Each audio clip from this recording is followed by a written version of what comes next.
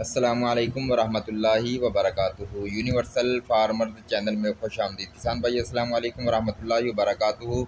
आप दोस्तों के लिए बेहतरीन वीडियो लेकर हाज़िर हुआ हूँ। मैंने घर के अंदर कुछ पौधे लगाए हुए थे कद्दू शरीफ के, और घर में बारिश की वजह से पानी जो है वो कमरे के दरमियान जो जगह थी वहाँ पर बहुत ज़्यादा खड़ा हो गया, जिसकी वजह से मिट्टी जो थी वो बैठ गई और वहाँ पर नई मिट्टी डाली है। और ये कद्दू के बीज है, इनको ट्रांसफ़र करने का मैं आपको तरीका बता रहा हूँ कि घर के अंदर अगर आप पनीरी तैयार करते हैं सर्दी में और सर्दी जाने के बाद आप खेतों में इसको मुंतकिल करना हो तो किस तरीके से करेंगे।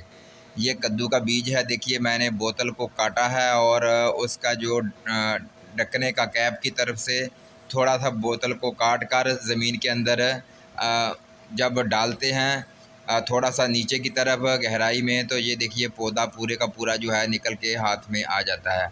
और इसी तरह मैंने 10-15 बेलें हैं कद्दू की जो मैंने निकाली हैं और मैं आपको दिखाता हूँ आपके सामने सब कुछ इंशाअल्लाह अज़ीज़। ये देखिए सारी की सारी जो है इसी तरह हैं। अब मैं इसको खेतों में ट्रांसफ़र करूँगा। इतवार वाले दिन हमारी पानी की बारी होती है इंशाअल्लाह अज़ीज़। आज जुमा है और इसी तरह ये डब्बे के अंदर पड़े रहेंगे क्योंकि मैंने आज मिट्टी डालनी थी, इस वजह से मैंने आज ही बीज निकाल लिए हैं। ये इतनी जो मिट्टी है बीज के साथ यही काफ़ी है इसको 2-3 दिन मतलब हरा रखने के लिए, ज़िंदा रखने के लिए। आप देखिए कि आपके सामने अभी भी वीडियो में एक बीज नज़र आ रहा है, ये देखिए इसको भी खुदाई करके आपको निकाल के दिखाता हूँ। ये सारे बीज आपके सामने मैं निकाल रहा हूँ।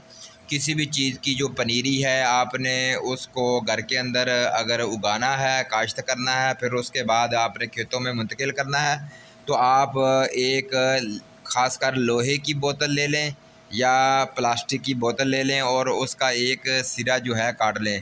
जितना बड़ा पौधा होगा उस हिसाब से आपने बोतल को लेना है। अब ये पौधा छोटा होता है इसलिए मैंने कैप की तरफ से थोड़ा सा हिस्सा बोतल का लिया है, लेकिन आपको क्या करना है कि आपने लोहे का डब्बा लेना है या स्प्रे वाली जो बोतल होती है, सख्त वाली जो हार्ड वाली स्प्रे की बोतल होती है वो ले लेनी है। और उसकी एक तरफ की जो है उसको आधी तक थोड़ी सी कटाई कर देनी है।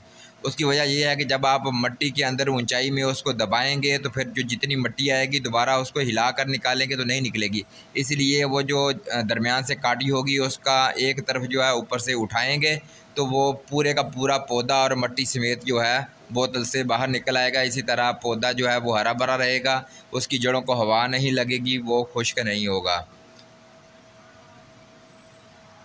इंशाअल्लाह अज़ीज़ हम खेतों में लगाएंगे और आपको दिखाएंगे। यहाँ पर हमने गोभी की काश्त भी की थी, वो भी पौधे निकाल लिए हैं, और कद्दू की काश्त की थी, ये भी पौधे निकाल लिए हैं।